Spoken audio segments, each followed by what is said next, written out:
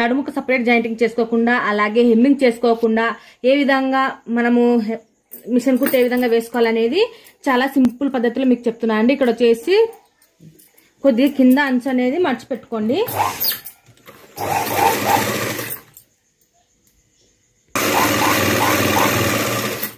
ఇలా కింద ఒక కుట్టు వేసుకున్న తర్వాత రెండింటిని డివైడ్ చేసుకోండి. లైనింగ్ ను అలాగే బ్లౌజ్ పీస్ ను ఇలా డివైడ్ చేసుకొని ఇప్పుడు చూడండి, మనము ఇక్కడ కొద్దిగా బ్లౌజ్ కటింగ్ చేసుకునేటప్పుడే కొద్దిగా ఎక్కువనే కట్ చేసుకోవాల్సి ఉంటుంది. మన నడుముకు సపరేట్ జాయింటింగ్ చేసుకోకుండా దీన్నే ఫోల్డింగ్ చేసుకొని కుట్టుకోవాలి.